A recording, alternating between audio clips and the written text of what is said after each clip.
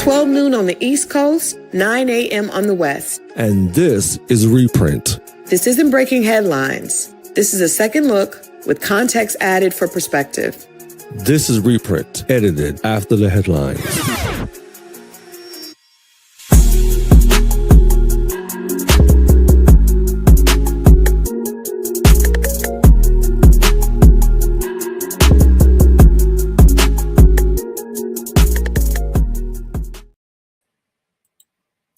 All right, good morning to the West Coast. Good afternoon to the East Coast. This is Crystal Jordan with Lennox and Parker here with our publisher, Victor Flavius. How you doing, Crystal? What's going on? Good morning. How are you this Monday? I'm well. I'm well. I slept pretty good last night, so I'm good, refreshed. It looks very bright there. It's very bright. Yes, it's sunny out today, real sunny out today. So yeah. I can't, the weather here has been beautiful. It's 56 right now, about to be 68 for the high. So I can't, feels like summertime here. Yeah, well, it's 33 degrees here. So, oh my goodness. Yeah, I've got my hot chocolate here, and but things actually weren't as bad as people thought they were going to be, and that's a blessing, But I do think, I know I am here in Atlanta, and our governor and all the mayors of all the different cities in the state of Georgia were definitely prepared for the worst. Thankfully, the worst did not happen. This time we didn't have snow here. I'm a little bit northeast of Atlanta, but there were some areas that did have snow. But you got ice though, right? A lot of ice. Ice, but you know what? The ice wasn't that bad. The ice, we do have ice, but it didn't happen again after yesterday morning. So I think a lot will probably melt if it gets any warmer. I mean, it's 12 o'clock and we're at 33, so it may not get that much warmer. But unless we have more precipitation, I think we should be okay. I think what is it? 34 degrees or 32 degrees is when it starts to snow, when snow can happen. So if it gets to be a little warmer, sun comes out, you should be good to go. I mean, for what they were explaining, the funny thing, it was not funny, but of course, hey, good morning, good afternoon, Shanika, or Sheena K. I think that was, you gotta be safe and sorry, but because we heard this storm was coming, I got caught in the last storm. I think I mentioned that to you before. We had snow again here in Atlanta, and we were just not prepared with the streets, and people were on the road. School buses were stuck with children not able to school, not able to get home from school. And it was a huge state of emergency here in Atlanta. I got caught in that. Understand, wanting to make sure you do everything not to get caught again in that. But the stores were empty. I mean, Publix, Kroger's, right by my house, totally bread gone, milk gone, water. It was just, people panicked and bought the entire store. And then, so now we're gonna have a lot of surplus in their homes because I think it's pretty much probably by later today the roads will be okay if we do, because when people are on the road. Yeah, but the stores are probably gonna take a little while to replace that, because I mean people wiped out the stores trying to make sure that they had food in case they weren't able to get out their house. So I did fall into that. I went grocery shopping and got a lot of things, but I didn't go to that next level. And now I'm glad I didn't. Everything is fine. But it looks like even though inflation is high, when people get panicked, they still find the money to gotta survive. Yeah, you gotta survive. I mean, it's good to have a couple of groceries in your house more than just a day. I remember the days when I was growing up. We would go to the grocery store maybe once every 2 weeks. Yeah. My mom would do a major shopping. We'll all pile into the car and we'll go to the store and we'll shop for whatever goods. Right. And that was it. Now it's like I'm at Trader Joe's every 10 minutes. Well, do you think that both of us are empty nesters, right? Our children, children are grown. When my children were little, I would do big grocery shopping because I had, my son ate he had a bottomless pit for a stomach. Yep. Mm-hmm. But now that it's just my husband and I don't go big grocery shopping. I probably pop to the grocery store, pop in about 2 or 3 times a week. and just get little things, and then I'm happy doing that. That's the one thing I do like about empty nest. That I don't have to do all of that shopping all the time. I know, right? Yeah. Oh my goodness. Yeah. Well, What we got let's going get on? into it. We got really, really troubling. I know you got some troubling news that happened over the weekend, more with ICE, right? Yeah. We got well, we'll do the weather first, right? So I guess the weather, it's crazy Yeah. out there, the news, you've seen the weather to those who, well, the East Coast, I would say. Yeah. Thousands of flights were canceled and delayed. About 3,800 flights were canceled and 1,000 delayed this morning. Mostly American Airlines, Delta, JetBlue. It's pretty bad out there. The grounds are just covered with snow and ice. Ice is the main problem that we have right now in this country. Freezing rain, heavy snow, power lines down all the way from Tennessee to the Carolinas. Right now in Boston, they're getting hit pretty hard.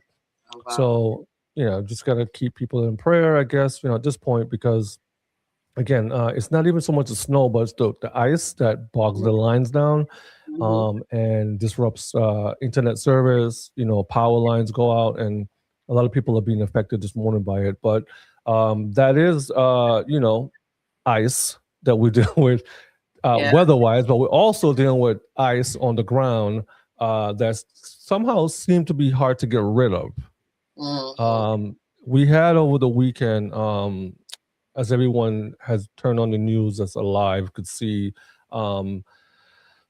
federal immigration enforcement have escalated nationwide. In Minneapolis, the escalation has turned deadly. 3 people now have been killed by ICE-related incidents, sparking protests and national scrutiny. Over the weekend, Alex Peretti, U.S. citizen, ICU nurse, was killed by Border Patrol agents during a protest.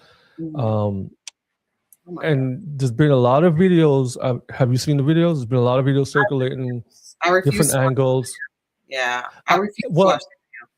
I watched it because you got to be informed of how you got to be informed for 2 things. 1, inform yourself, and 2, the narrative that's being spun by the administration and by mainstream media is that he was carrying a weapon, brandishing a weapon, and that he was being disruptive. And if you watch the video from different angles at different times, you'll see this man was videotaping, and he was directing traffic to leave the area. He was videotaping, and then he walked over to where an ICE agent was assaulting a woman. This ICE agent pushed this woman out a protester out the way, pushed her down. So he got in between them to kind of block the ICE agent from hitting her. And the ICE agent pepper sprayed this man in his face and the woman in her face. Then they grabbed him, and all of them came over, and that's where he got killed. They said he was brandishing a weapon. Well, first of all, he was he had rights to carry a weapon on him. And so in the video, if you look at the video that is seen on the internet, the ICE agents grabbed the gun from him and walk away. So he didn't have a gun. He had a gun on him, but they took it from him, and then they walked away. As they took the gun from him, they started firing on him 10 times. Now, he got shot 10 times on the ground for just being a citizen, protesting his rights. And so now what the narrative is that he was a threat to national security. This man was a disruptor. He was a domestic terrorist. These are all the narratives being spun by the administration and those that are in charge. And the crazy part is that because ICE agents are federal employees, they have this blanket immunity. So now if they go to court, they can be out of if it's deemed just by the administration or by the law, that person gets off of whatever happened to this young man being killed. He was only 37 years old. He worked in Veterans Hospital. So let me ask you this, because I said I didn't watch it just because it's hard to watch, right? But my husband watched. My husband's a former, he's a veteran, and he said what he was explaining to me. And he said he's on the ground, and they shot him while he was on the ground. Is that what you saw? Yep. He was on the ground. They had about 7 or 8 ICE agents on this man. One of the ICE agents grabbed the gun and walked away with his gun, and then they fired on him 10 times. That's why I just can't. I cannot understand, even visualize. Like, if a person is on the ground and and you have manpower to, overpower him, and he does not have a weapon, what grounds to shoot 10 times would there possibly be? I'm just, I try to look at, like, that just sounds like, how does that happen in our country where someone who was we know as African Americans, we definitely have been here before, unfortunately. Yes. But I'm just wondering what is the narrative that would explain how those ICE agents felt their lives were in jeopardy if this man is on the ground and unarmed? I don't think that the narrative about being in jeopardy is the issue. I think one of the issues is two of the issues. One of them is many of these ICE agents are not trained at all. Like, there was a video showing this lady who she went to the ICE agency. She signed up for the ICE agency, and she got passed through. It was a pass through for employment as an ICE agent. She did not want the job. She told them she didn't want the job. They pretty much pushed through her application and made her an agent. So what they're doing is they're hiring people, anybody off the street, pretty much, to be part of ICE. So you're not talking about someone who is trained or someone who has, extensive training in dealing with de-escalation, or anything at all. You're talking about anyone off the street that with a pulse, pretty much. So these guys aren't trained, federal agents. They're not trained policemen. They're not trained militia. Some of them are, but it seems like the ones who are doing it are not. And then the second part is, when you're given pretty much a blank slate, blank check, go do what you got to do under any circumstances, you're not thinking of that person as anything. First of all, a lot of these instances, if you look at the news, you don't even have to look at the killings. They're just throwing flash bombs and they're throwing smoke grenades into the crowds and hitting kids and parents and people who are protesting. Anyone who's been trained knows when to throw it, how to throw it, where to throw it. There's different things that happen in training that people, that have been in combat know about.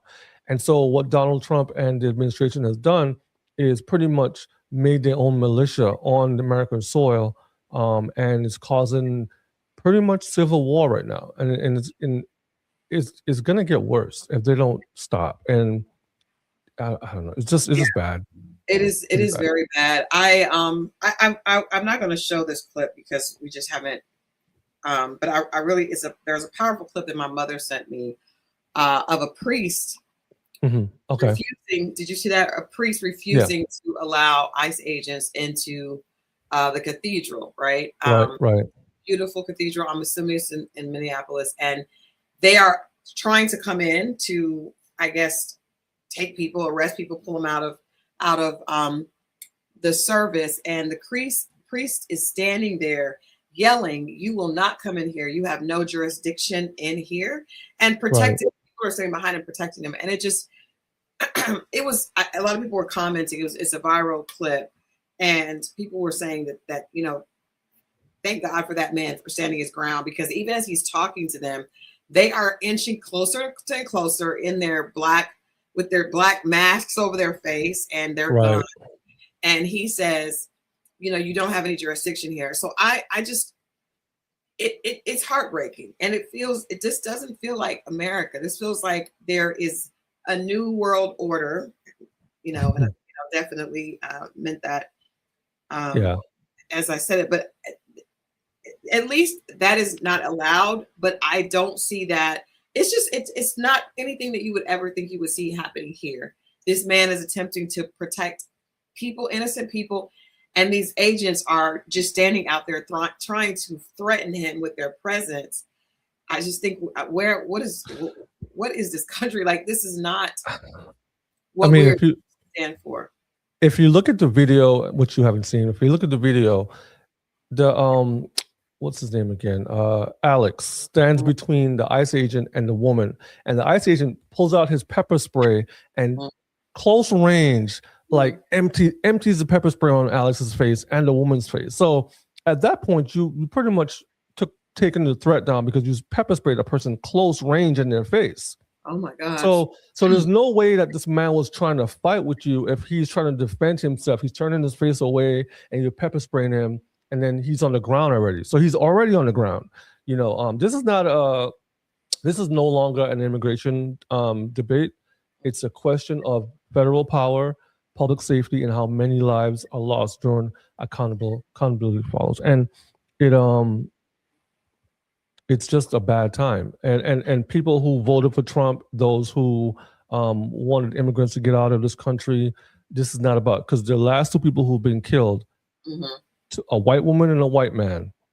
And if those people who are quote unquote citizens of this country are being killed by people who look like them, then that's when change could potentially happen. I got a good friend of mine sent me a video that basically was a African American woman saying, you know what, we tried to tell you all. At this point, we see that we should stand on the side and mind our own business, because now it's affecting the people that, they were fine when things were happening to us. Right. The way Minneapolis looks when it happened to George Floyd, I think there were a lot of people that felt like that was wrong, black and white and brown. But I do think there a lot of times if things do not directly affect you, it's hard to feel, empathy or even to feel like you need to fight for, a different situation or a different outcome. But now that we see, like you said, this is happening to Americans that fit the standard of what they feel like America is. That's been the whole thing, is take America back and protect white men and white women. And now they are realizing that they are not safe in this regime either. So the clip was suggesting that we should not, as African Americans, get involved. We should mind our business. I don't feel like there's a way for us to do that. I know it sounds cute. It makes a great, it sounds good on social media, but realistically, everybody is in danger. And pretty much. You can't turn a blind eye when this is where we live. Our children are here. I mean, I don't even know what, at this point, it is dangerous to be protesting. And that is, we have always had, that's not true. Because protesters were, during the civil rights era, were attacked. Dogs on them, fire hydrant, fire hoses, yeah. It does feel eerily like we're moving backwards, but we're taking the whites with us. They are, they are now. No. I think the whites have been affected in the 60s too. It just wasn't televised. But I think it was the whites that were advocates in college. They were advocates of and supporting after. Yes, I agree. Right. So I guess that there's always been an issue there, but I think when we're talking about killing, it's still very different. When they are. I mean, and it's just. Yeah, how do you kill someone? How do you fire 10 shots on a person and it just doesn't make any, but we've seen it in our community for the last 400, 500 years. That can happen. I'm not going to lie. When my husband was telling me about it, I was just, it's crazy that I've been conditioned to think when that happens to a black man, oh yeah, that sometimes can happen. But it shocked me that ICE killed a white man laying on the ground, unarmed, and that had been pepper sprayed. Yeah. That's It's crazy. not about, it's like I said, it's not about immigration anymore. Immigration was just the way how to get in. But now that what they're trying to do is normalize troops on the ground. Can you imagine? We've seen movies. We've seen tons of movies before. The scenario plays out where there's some type of disease control happening, some type of martial law for natural disasters. Then it turns into chaos and there's civil war. There's a whole bunch of movie scenarios in the last 15, 20 years that we can all say we've seen on TV. And what they're trying to do is normalize troops on the ground.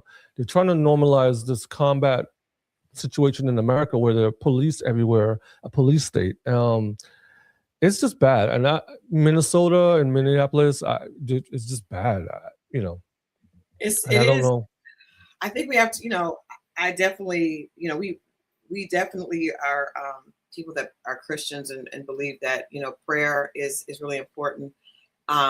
Because I'll be honest with you, Victor. I have I have a son and a daughter. I know you have children as well. Yeah. And my son is, he's definitely an activist.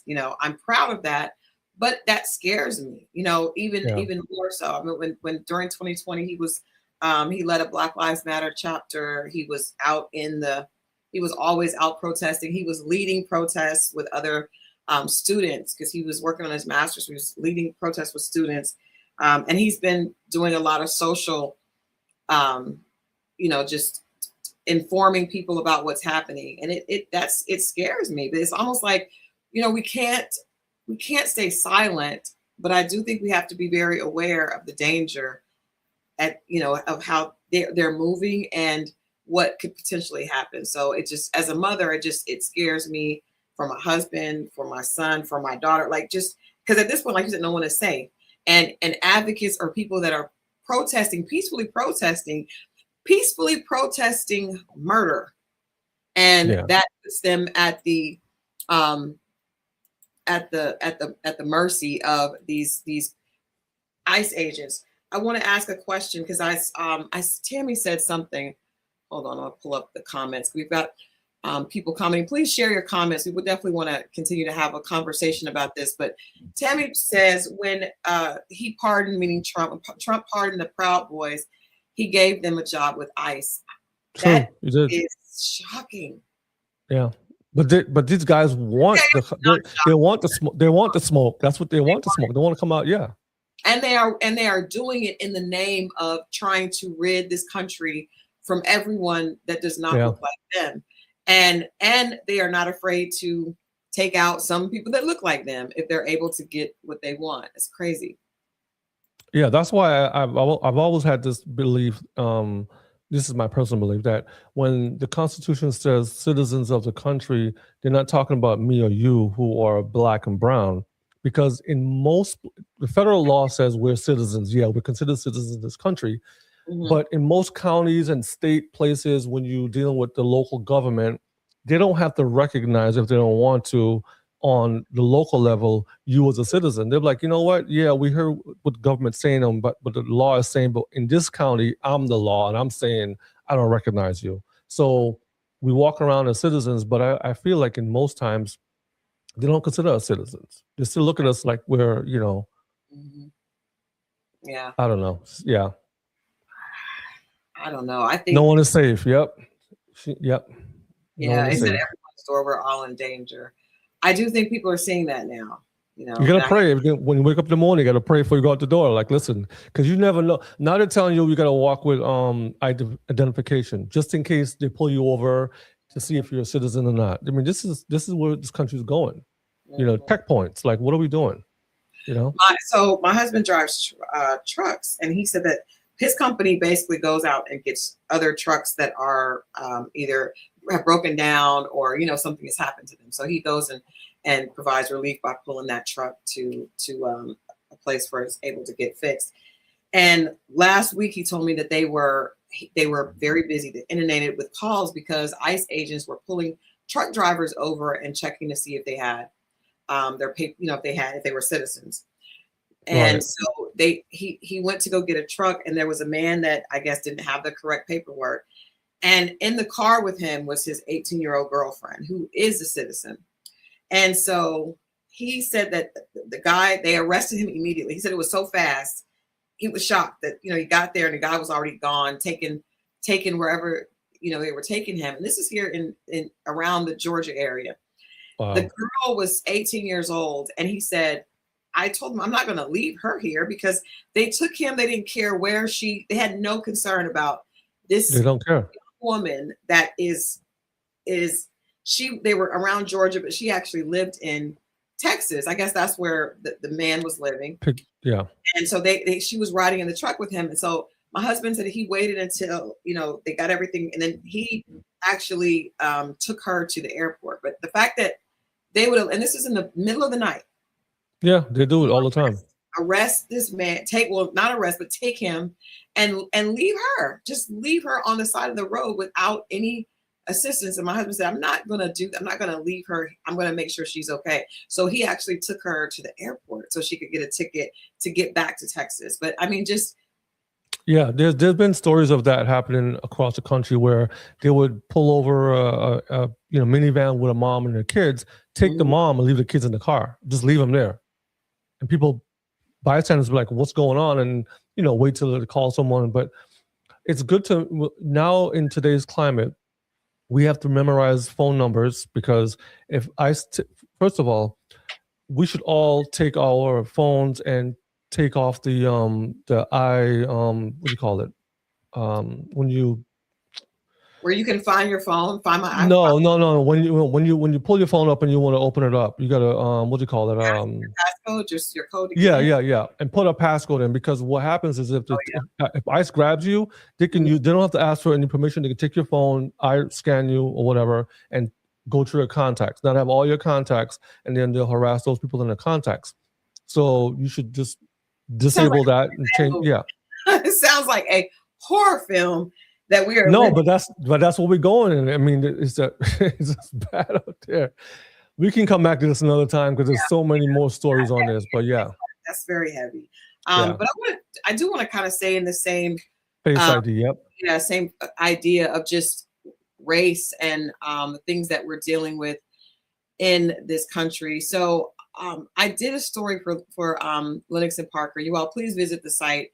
As you listen to us, we appreciate you listening, and we want to welcome you as a part of our community. So please visit lennoxandparker.com, where you can see all the different things that we're talking about with even more context. But I wanted to talk about this Hollywood case that has gone beyond viral. There was so much talk about this case this weekend. Actress Blake Lively and Justin Baldoni's unsealed court cases court release names included Matt Damon, Ben Affleck, and a few others. Most importantly, this conversation has included another, besides Blake Lively, who I see Blake Lively as the ultimate idea of white privilege, and some of that's not. I mean, it's not her fault. It's just how she looks, right? She's young, beautiful, blonde. And that's the idea of what this country really, to me, tries to protect, right? So Blake Lively was in a movie with Justin Baldoni, and Justin is Jewish and Italian. But to me, when I look at this photo, he looks ethnic, right? There's an ethnicity there. I think we are learning that ethnicity and things extend beyond Black and white, right? And so correct. When a thin, blonde, beautiful woman makes an allegation, I think it is conditioned in everyone here, to authorities, people watching, to rush to her defense, right? She is what America wants to protect. And so I just think, I wrote an article about how I don't know what's going to happen in the court case, but right now we haven't even gotten to court. We are in the court of public opinion. And we've been talking about how that really the court of public opinion has been so impactful that people you can lose your job, you can lose a way to make money, you can end up losing money. I mean, it almost is worse than the actual court, because it could be more difficult to prove something in court than it is to prove something in the court of public opinion. This has been happening for a few months because I wrote about it for another outlet that I used to write for. But just recently, things took a turn because Blake Lively is friends with Taylor Swift. And Taylor Swift these text messages between Taylor Swift and Blake Lively were made public, where they were making fun of Justin, talking about this, his anatomy. And it to me, it's gross. It's just mean girl behavior. It's like, the Clueless movie from years ago. The mean girls that are privileged and have this access and, are basically worshipped by white men, and unfortunately some men of color as well. But it's just interesting how that is the when a white woman is still today, when she makes an allegation, people are not asking for us to wait until the man is proven guilty. He's guilty in the court of public opinion, and he's been from. I talked to someone that is a part of his camp. He's lost opportunities. He's on the verge of being blackballed. Before we're not even nowhere near a court case as of yet, and not just blackballed in the way and with actual opportunities, but the way people treat him. Taylor Swift and Blake Lively together. That's a huge powerhouse. So much, right, yeah. And we've seen how sometimes people that are followers of them, they will, in acting out to support this ideal, they will try to inflict harm on the other person. And he's been going through a lot. So I wonder. Let's talk about the idea of ethnicity. Because there's a lot of different it's very nuanced, and I think. Right. Wrote this article, I got some people responding to me and saying, well, why do we care about, Justin Baldoni? He's not an African American. He's not someone that actually visually looks ethnic to some people, right? And I guess my argument to that is that could be how you see it. But when you put this picture together with these two people, he definitely looks like someone that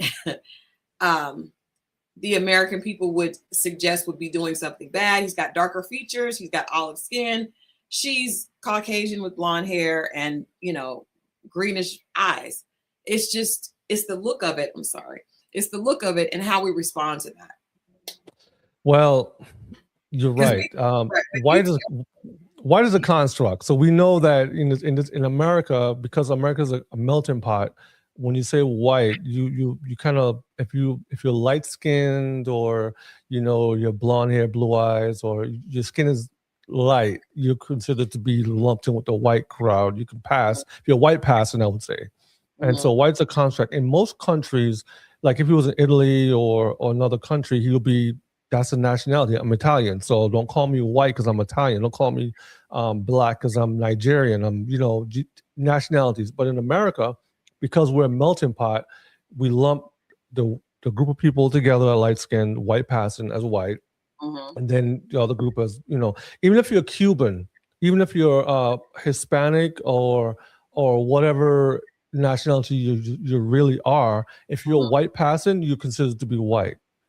Japanese consider themselves in that category. Like there's a group of people that consider that because of their white passing ability and what America has allowed to fly under the radar. And so even in our community, we deal with colorism as well too. And so I guess in their community, she's white and he's not, even though, but he's Italian. So, and he's Jewish. So there's still some ethnic background that he has that, in his bloodline, that he considered a person of color, if you want to say that. But although he's not a black man or a brown man, but I would consider that brown. It's how I have a lot of friends that live here and do not. If you say to them that they're white, they will become very upset. I'm Italian. There's true. Right. Their culture is very different, and there also is a difference in their physical. The aesthetic is very different. Right now, there are just like there are some fair-skinned African Americans. There are fair-skinned Italians. The Jewish idea is another kind of difficult, very, very nuanced, thing. But I guess my point in this was that I'm going to just read a blurb from it. Blake Lively is blonde, thin, conventionally beautiful, and closely aligned with what American culture has long been conditioned to interpret as safe, desirable, and worthy of defense. That's the problem, in my opinion, because at anything that Blake Lively would say, the masses, to me, in this country are going to rally behind her. And so the allegations are serious. I'm going to pull up the actual, because I want to be clear that this is not saying that this is not about him being innocent or guilty in a court of law. This is about public opinion and how people form ideas based on the aesthetic, right? So in the lawsuit, Lively alleges that Baldani and his production company created a hostile work environment on the set of It Ends With Us, including inappropriate comments, unprofessional conduct, unwanted physical contact, and pressure to simulate nudity during a birth scene. She further alleges that after raising concerns, she experienced retaliation, including what she characterized as reputational harm rather than internal remediation. These claims remain allegations and they have not been adjudicated, but he has denied them, of course. Again, we're not trying the case, and I think that's the case in many situations. With Diddy, right? And I'm not saying it's not about guilt or innocence. It's about how people believe. Cassie is a brown woman, right? That I believe that situation would have been much, much different. His penalty would have been much, much different if the victim was someone that looked like Lively. And then when you add, just like see how you responded. Like, what if it would have been a wrap? It would have been he'd been under the jail forever. Yeah. She's a beautiful woman, but she's a brown woman. You know what I mean? And so, but in this case, I feel like we see even the behavior of Taylor Swift and Blake Lively. And Taylor Swift has a ongoing reputation of being of acting out in her white privilege. Now I saw a lot of people on TikTok talking about her and just don't like her, probably because she is very talented. I've been watched her career since she was very young. She's a very talented woman. However, she does enjoy just she ain't no Beyonce. That's what she's not. She's no Beyonce. Listen, talent is But I just feel like he would have definitely. Tammy says if Cassie was a white woman, Diddy might have received a harsher sentence. It's not might have. He of course definitely would have. It would have been probably gotten 20 years, 25 years. Yeah, probably. I can say this, and you can read more about the case on our website, and I'm sure it's everywhere. It's a part of pop. It's really one of the biggest pop culture headlines, and what's happening is his career is being destroyed, and she's being seen as this victim.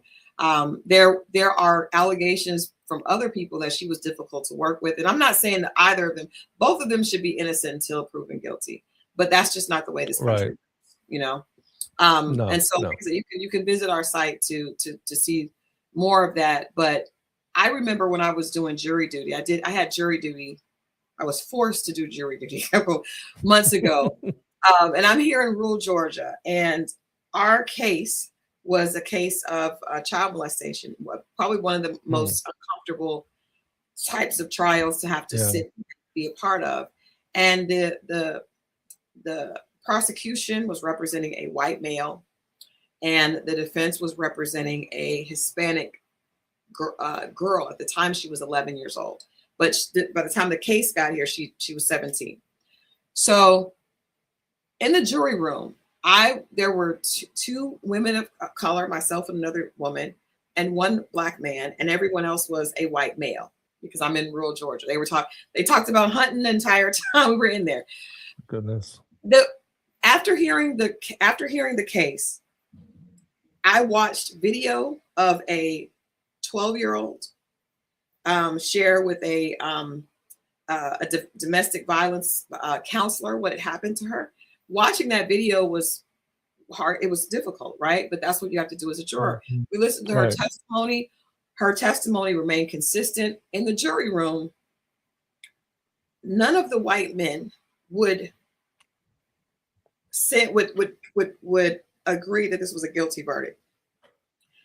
We were deadlocked for 2 days. Remember, I talked to her. I was like, I can't get out of this jury duty because we're deadlocked. And at the point, there were some, I would say, we're talking individually. You saw that video? You really don't believe? Yeah, I think he did it. So why are you not? What are we doing? And at the end, we convinced most of them, but myself and the black woman were the only people that said he's guilty. Everyone else, and then the black man said, he looked at it. He said, I cannot look at that video and say and give a not guilty verdict. He said, I just can't, because of course we wanted to go home. Point is, I watched these white men struggle with even the idea of putting someone that looked like them in jail. Yeah, At the end of it, we ended up with a hung jury, which basically is the same thing as to me as getting acquitted, because he gets to go back and it was a mistrial, a hung jury. I'd have to do it over again, or maybe not. But it reminded me of how this country is still very, very much driven by the white men in power. And even these white men that were not in power refused to put someone that looked like themselves in jail. Not even, and I said, it's not our job to think about what the sentence would be. It is our job to say guilty or not guilty. Do you believe the girl? They did not connect with her. They connected with this white man that was very different than most of the men that were in the jury pool. But they said, I just can't see putting somebody away, and I'm not sure. And it just, like what Tommy Bowles just said, a brotherhood. And it's true. In this country, the number one person for domestic terrorism is a white male. Mm-hmm. They have been a domestic terrorist ever since we've been on this continent. Mm-hmm. And nothing, I'm not blanketing white folks in general. I'm just saying, when it comes to our security and threats or whatever, the Civil War, mm-hmm. white on white crime, you want to call it that. The Ku Klux Klan. Now you have them as judges and police officers, and it's just, even I remember hearing a story about voting, and you would have to have a person that you were employed by to sign off on your voting privileges. And most of those are white men that would not allow the black woman or black man to vote, because that would mean power and position. So it's in this country, it's still divided on race, because it's still racism in this country. And in a lot of our prisons, the black and brown men locked up, and they have the harshest sentences, and we deal with the harshest part of the law when it comes to women with childbirth and procedures in the hospital. Women get it the worst. Black women get it the worst. We know this by far, and it's just what America is built on. We know this as a people. We've been doing this, but whether or not America wants to accept it, that's the other part of the problem.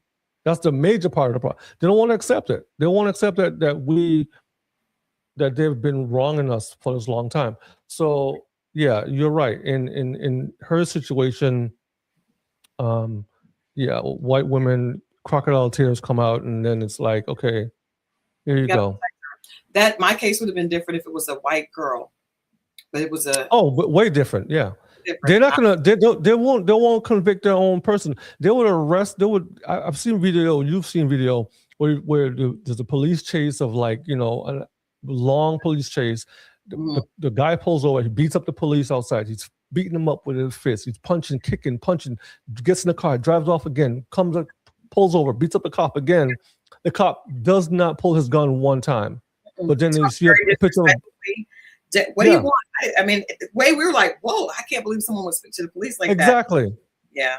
A black man walks on the street, shot 10 times. It's like, what are we doing? So this is what America has become. And so this weekend, looking at what happened, I said, you know what? The same amendment that white America is so big about, number one, right to bear arms, is going to be the same amendment that's going to bring this country down.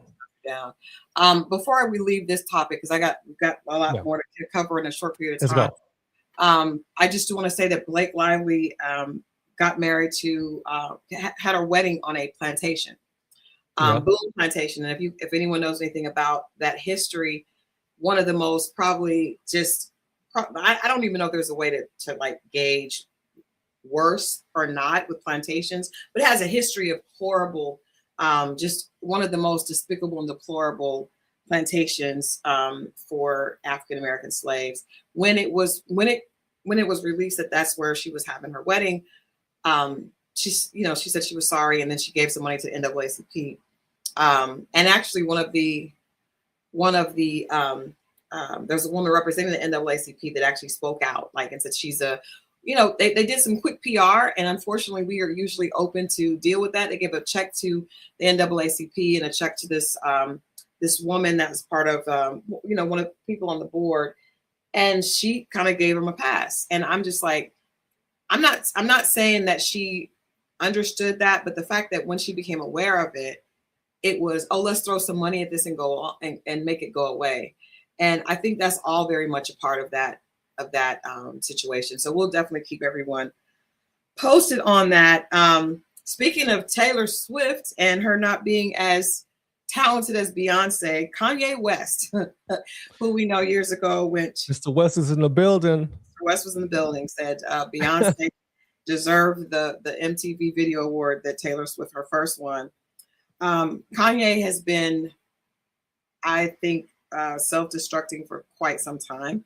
But over the weekend, he apologized for years of anti-Semitic and other controversial statements by taking out a full-page advertisement in the Wall Street Journal. Very strange that he chose the Wall Street Journal. In the lengthy note, he says, to those I've hurt, he's speaking about his, that's the title of the letter, was To Those I've Hurt.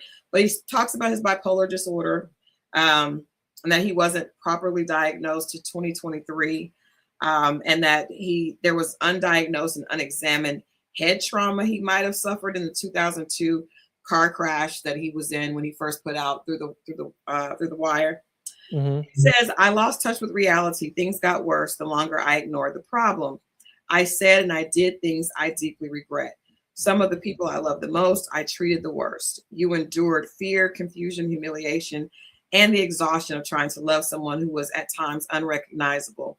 Looking back, I became detached from myself. He says, once people label you as crazy, you feel as if you cannot contribute anything meaningful to the world. The scariest thing about this disorder is how persuasive it is when it tells you you don't need help. It makes you blind, but convinced that you have insight. You feel powerful, certain, and unstoppable. He went on to admit that he gravitated towards the most destructive symbol he could find, the swastika, and even sold t-shirts bearing it. So this is a letter of apology to the Jewish community and the Black community. And he actually also blamed his daughter and Kim. So I guess there's apologies for everybody in here. He had released a song called Heil Hitler, but even before that, there were other public incidents involving praise for Hitler and the promotion of Nazi iconography, along with numerous anti-Semitic outbursts and a public fascination with Hitler. In his apology, he continued, one of the difficult aspects of having bipolar type 1 are the disconnected moments, many of which I still cannot recall, that led to poor judgment and reckless behavior that often felt like an out-of-body experience. I regret and am deeply mortified by my actions in that state and am committed to accountability. He went on to say to the Black community, he apologized to us, saying that the Black community held me down through all the highs and lows in the darkest of times. The Black community is unquestionably the foundation of who I am. I am so sorry to have let you down. I love us. It goes on. There's a lot more. He definitely apologizes to Kim. He praises his new wife, Bianca. I think this is a publicity stunt. I think it's another Kanye. I don't think it's a publicity stunt. I think this is who Kanye West is. In his to me personally, I think in his sickness or his disease or however you want to frame that, bipolarism, because it's a real thing. I think we have moments of clarity and moments of cloudiness. And I think for Kanye West, this is a moment of clarity where he's like, okay, I know I messed up. And like Tommy said, his money's being threatened. Probably is, but I mean, it cost about $200,000 to put that ad in the Wall Street Journal. Plus the Wall Street Journal, I was looking it up, they have about 4.5 million total subscribers across print and digital. So he knows how to get to the audience that he wants to get to because he knows it's going to be widespread and then broken down into smaller fragments of mainstream media, social media. Can I suggest? I think it's a publicity stunt. I think that it could be. trying to, no, I mean, but I'm a publicist, so I look at a very curated piece, sounding very, very like he's in a moment of clarity, right? But the Wall Street Journal, there's a reason that he selected the Wall Street Journal. The Wall Street Journal is the paper that shareholders of companies are reading. People are reading, and that's what his money is being affected. One of the things that he did that was done that was crazy to me is that Chase Bank dropped him as a client, right? Right. Because of his anti-Semitic remarks.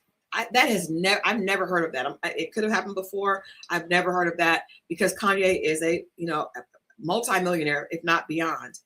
But when you put an ad that is his letter that's supposed to be all this clarity and forgiveness, but you go to the Wall Street Journal, like if he really wanted to apologize and it not be financially motivated, he could have put it. He has followers on his Instagram. He could have went to another outlet. He went to the Wall Street Journal because that's where everyone that's concerned about what their stocks are doing, watching. It's owned by because it's owned by the Dow Jones. It's a Dow Jones company. He's trying to find a way to start to patch those old wounds so he can be back, because you can have money, but if you're closed out of that network, it's like with him, his money is no good. When a bank tells you take your money and we don't want it, that is probably one of the most powerful things that you can do. So I feel like Kanye has let us down. Someone said too little too late. He has continued to do things like this. And I think at this point, it's all performative for his own gain. With the Black community, I hope I don't sound hypocritical here, but Kanye West is one of those African American men that praises and worships the exotic, the other standard of beauty. He does not find beauty with his own, right? And in that, even with him chasing Kim Kardashian and worshiping that idea, he married another woman that looks like a Kim Kardashian clone. He does not connect, appreciate, or even have respect for his own community, specifically Black women. One of his most famous lines to me, I remember listening, and I love his music. He's talented, but when you get on, he's going to leave you for a white girl. That's exactly what he did. He is the typical Black man who grew up feeling less than, wants to be accepted by white America, and by having a woman that white America deems valuable, he feels like he should be able to be a part of that brotherhood. But what he learned is that he's still not a part of that brotherhood. Nope, never will be. You're a wealthy Black man, they still see you as a Black man. Yeah. I'm a wealthy Black man. I have a white woman. I have a woman that you consider attractive. You're still not one of us. And I think that he has turned his back on us from saying little things like that, and how he's moved with his career. Even as soon as he began to grow higher and higher up, his disconnect from his community got wider and wider and wider. Yeah. And like I said, he's done so many things that are hurtful to be performative that it's disgusting. Selling swastikas is not. Yes, you could have bipolar disorder. There's a lot of people walking around bipolar disorder. Going out of the way to insult a group of people because you're angry because you can't be a part of their network is not a direct reflection of the bipolar disorder. It's a direct reflection of him and his character. And I do not accept it. Half of the Black I feel like if it wasn't so much of a stunt or some type of publicity or whatever, he should have started off that letter apologizing to our community first of all, and he put us down to the bottom in a little blurb section, and so I'm like, okay, so you gave this long speech about bipolarism, a long speech about trying to rationalize and not take accountability for him just being so I think it's but our culture is so backwards. We give grace to those that are talented. Yeah. And I think, he is right about the fact that the Black community did support him through a lot. But it just shows, that's when you hate others or you talk about the Black community, you're just really hating yourself. So there's obviously a lot of self-hate there that he needs to deal with. But I just think if he wants to get healing, and he does, I think there's always redemption for everyone. But as far as getting the support and the financial support that he probably wants back, at this point, he wants people to buy his clothes and and he wants brands to connect and partner with him, I would always say no to Kanye West. As Tommy Bowles said, we were an afterthought. Yeah, we were an afterthought. Yeah, pretty much. But today is Monday, and so what? Album dropping Friday? Probably, or some type of fashion that he wants us to buy. Yeah. Probably. You know what? I missed that one. I'll go back. But on a funny note, just to lighten things up before we get out of here, lighten them a little bit. There is a club in London, a very popular club in London, where you have to be a man has to be at least 6 feet tall to enter.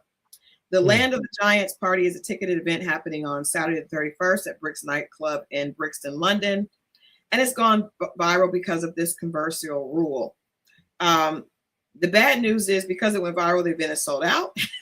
But keep an eye out for other things. This is happening in Europe. And, that a lot of times America likes to copy that. Well, I want to ask, as a man, is that insulting to you? I also want to point, before you answer that, I think it's interesting that this is promoted as something that's fun and good. And I've actually been invited to a party, entertainment party, but I won't say the person's name, a big entertainment person mogul, where women had to submit pictures of themselves in order to be gained access, right? We don't want anyone that doesn't look like this aesthetic to come. I felt like that was very misogynist and disgusting. And I remember reading something on Instagram a few weeks ago where these girls all went out for spring break. One of their friends was overweight. The club would not allow her in. So the other girls were like, well, we can go in. We want to go. That is, I think we're so hard on people like that. People were furious. How could a club have those type of rules? Do you think it's different if we do that to men? So a party is based upon what a person wants, right? It's a party. Countries don't accept people in their countries unless you have a certain money in your bank account. Like you can't go to Switzerland. You can't become a citizen of Switzerland unless you have a certain X amount of dollars in your bank account. So for a party, which is a privately put together event, that person can pick and choose whatever they want. And sometimes it might feel discriminatory, but there's been weddings where it's like, okay, no kids allowed. There's been parties where it's like no one under 18 because there are liabilities that might happen. This one seems to be a little bit more on the playful side. Men 6 feet tall. Then the guys that are 5'11" can't go 5'10", because they're trying to attract a certain type of audience. But also, it's one of those things where it attracts a certain audience, right? So if you want to put a spin on something, hey, I have a party and only women that are 5 feet can show up and men who are 6 feet can show up. There's maybe something there chemistry-wise, or maybe there's some type of like synergy that they know about. I don't know. Same thing can be said about women who go after ball players. Well, I think there's this idea so it's like, of women wanting a man that fits the 3 6s, right? 6 feet tall, 6-figure salary, and 6-pack abs. And that the man that's fit, got money, and is tall. And I guess I wonder if men mind being objectified. Now you are over 6 feet, so you probably. I'm 6'1", but what I'm saying is in that context, right? So if I wanted a woman who can cook and who is 5'5" and who has who's like 5'5" and 120 pounds, whatever the case is that wrong that I want that per se? Just like how a woman wants a man to be financially secure and be a certain height. Because women have a financial. Just face it, women want security and men want, right. So those are the things. Men look at the outward, women look at the inward or whatever. So, and we've been conditioned as children because all the Disney movies, Prince Charming, and he's beautiful looking, tall, and the guys are going after the beautiful girl who could sing and who was pretty high cheekbones, and so conditioning happens at a young age. It's in between that where we find who we really are, and we get some type of like balance and some type of direction as to how the world really looks at us. And so men are thought to, you have to get a job, you have to be a provider, you have to make sure that the house is secure, you got to make sure that your woman's secure, you got to make sure your kids there's food on the table, rent's paid, mortgages covered, you have to have these things before we can become a couple. Make sure you have a house, a car, make sure you have a good solid job, and you have money in the bank account before you get married to a woman. Right? Those are the things that men are expected to have. But when men expect women to be a certain way, then it's like, oh, you're asking for too much. Why can't you accept me for who we are? Well, accept me for who I am. I make $60,000 a year. I work as a janitor. You know what I'm saying? No, I don't want that. You have to make more. Well, so society have it all twisted. And that's one of the problems we face in society. It is. People can't be who they can't. But I think that the interesting thing, objectifying men makes it different, because we do. I think women are more attracted to a man's bank account as a whole. I'm not trying to generalize, but I just have to, for the sake of the argument, the conversation. Stability. That women are more attracted to security, specifically when they're talking about marriage, right?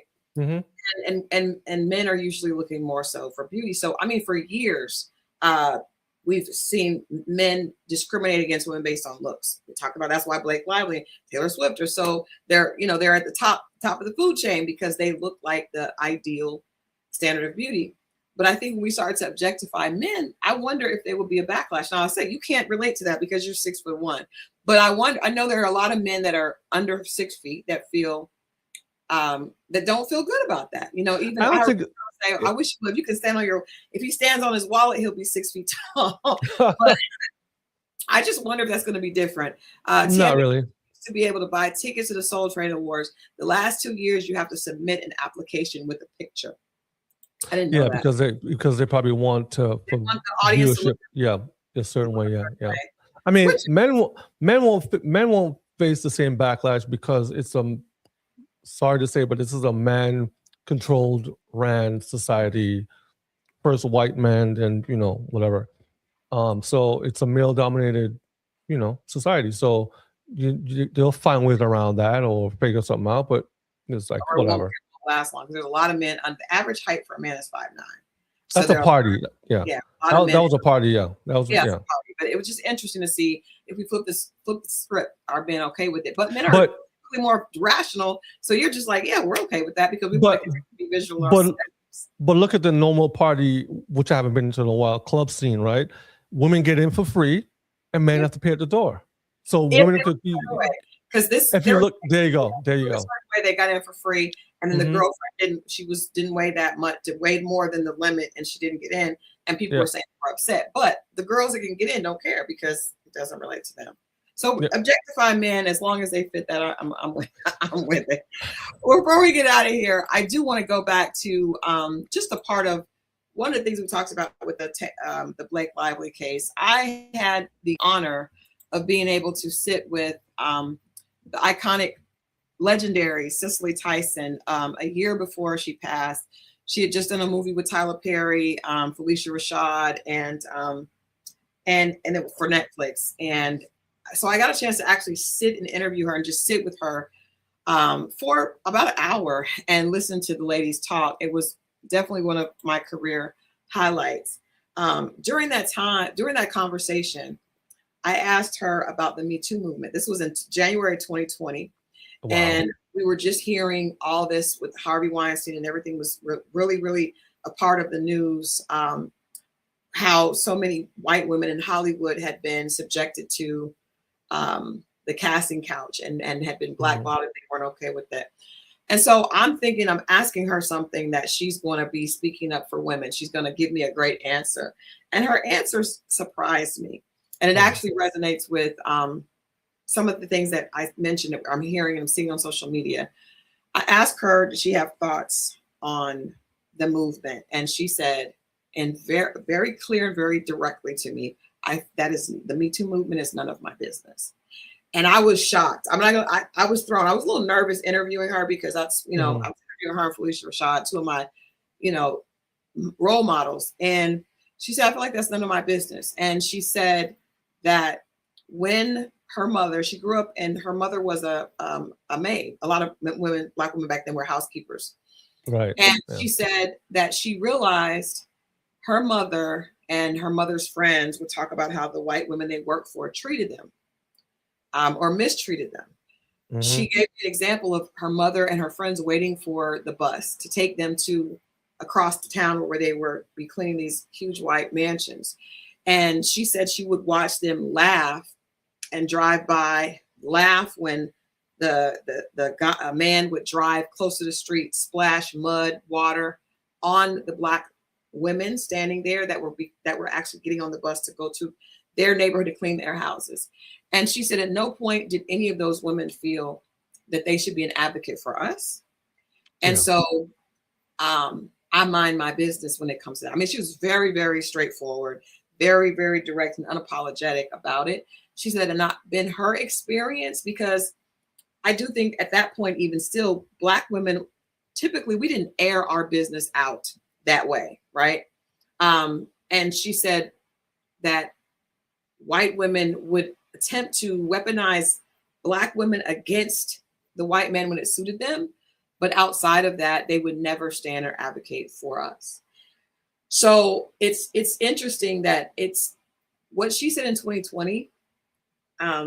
Last year during the election, when the results came out the way they did, I saw a lot of Black women echo that sentiment. And so I'm actually I'm going to do a piece about that, how her words forecasted came through. And at the time, I didn't really know what to do with that, because I didn't expect her to say that. I was expecting her to talk about, women, but she did not. She would not even allow me to take her that way.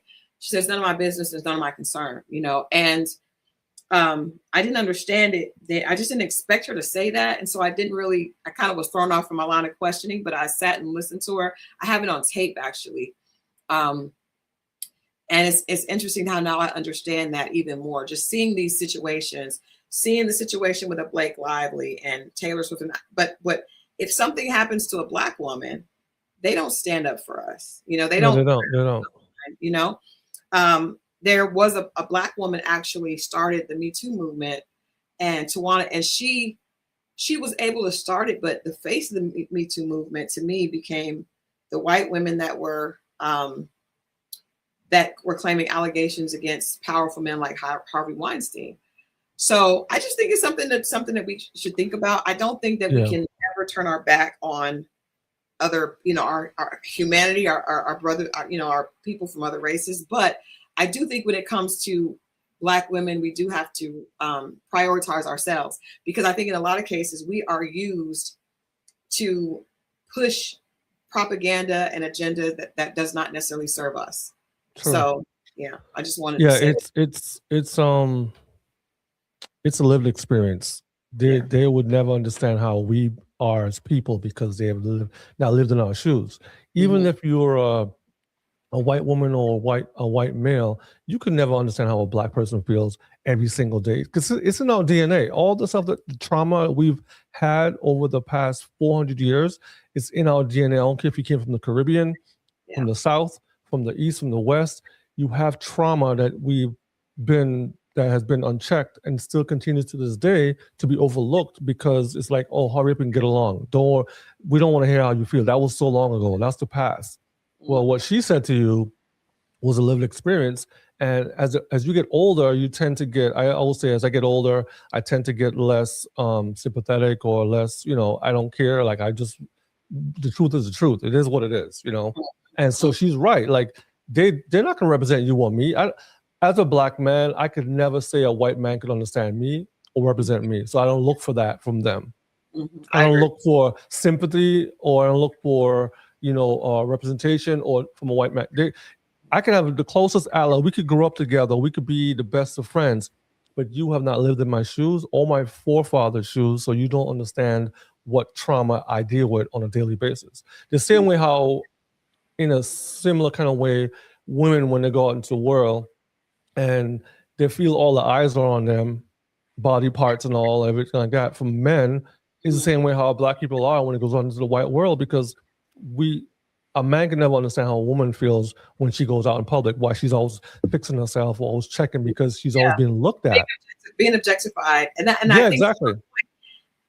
That is, so I think women are objectified across the all board. the time. Right? Yeah, all the time. Yeah.